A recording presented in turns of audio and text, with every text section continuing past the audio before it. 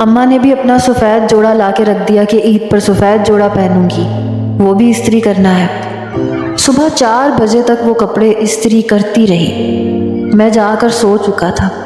सुबह मुझे नमाज के लिए उसी ने जगाया था। नमाज पढ़ने के बाद जब मैं घर आया तो सभी तैयार थे, लेकिन कसाई अभी तक नहीं पहुंचा था। इसीलिए मैं अपने कमरे में आ गया। देखा तो वो उन्हीं मैले कुचैले कपड़ों में थी। मैंने कहा, तुमने ईद के कपड़े नहीं पहने? कहने लगी, कौन सी ईद, और मैंने कपड़े पहन के कहाँ जाना है? घर पे ही तो रहना है, किचन में जाना है, खाना बनाना है।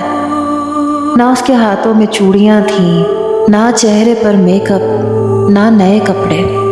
मैंने उसका बाजू पकड़ा और गुस्से से बोला, मैंने कहा, मसला क्या है तुम्हारे साथ? क्यों तुमने खुद को खपा के रख दिया है कामों में? अच्छे कपड़े क्यों नहीं पहनती? तैयार क्यों नहीं होती? तंग आ चुका हूँ मैं। जब से आया हूँ तुम्हें ऐसे मैले कुचैले कपड़ों में देख रहा हूँ। उसने सख्ती से मेरा हाथ अपने बाजुओं से पीछे किया। कहने लगी, दिल मर चुका है मेरा अबू बकर। इन 5 सालों में मैंने ढंग का जोड़ा नहीं पहना, क्योंकि आपकी माँ कहती थी कि किसको दिखाने के लिए पहन रही हूँ। मैंने हाथों में चूड़ियाँ पहननी छोड़ दी हैं क्योंकि आपकी माँ को एतराज़ था। मैंने सजना संवरना छोड़ दिया है क्योंकि आपकी माँ कहती थी कि किसके लिए तैयार हो रही हो। कई बार अपने दुपट्टे से उन्होंने मेरा मेकअप साफ़ किया है। इसलिए इन 5 सालों में मैं अपनी हर ख्वाहिश को दिल के अंदर दफन करते करते और इस घर के ना ख़त्म होने वाले काम करते करते मैं ये भूल चुकी हूँ कि मैं मलिहा अबू बकर हूँ, आपकी बीवी हूँ। बस ये याद है कि शादी सिर्फ एक ज़िम्मेदारी का नाम है जिसे आप बेटा बनकर गुजार रहे हैं और मैं बहू बनकर। हमारी अपनी कोई ज़िंदगी है ही नहीं।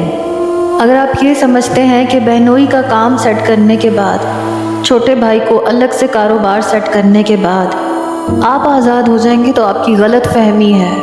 हमें आज़ादी नहीं मिल सकती क्योंकि उसे छुट्टी कभी नहीं मिलती जो अपना होमवर्क पूरा कर लेता है। ना कभी आपको मिलेगी और ना कभी मुझे। ये कहने के बाद फूट फूट के रोने लगी। फिर दुपट्टे से अपने आंसू साफ करने के बाद कमरे से बाहर चली गई।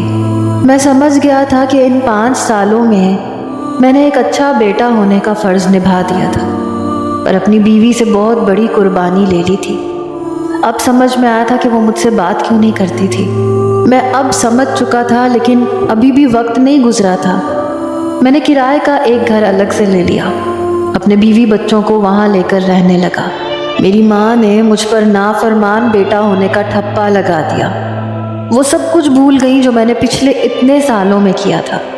बस उन्हें याद था तो ये कि मैं बीवी का गुलाम हूँ। मर्द शायद इस ताने से बचने के लिए सारी उम्र त्याग देता है, लेकिन ये ताना कब्र तक उसके साथ जाता है। फिर क्यों ना कुछ खुशियाँ मैं अपनी बीवी के दामन में भी भर दूँ, क्योंकि वो इसकी हकदार है।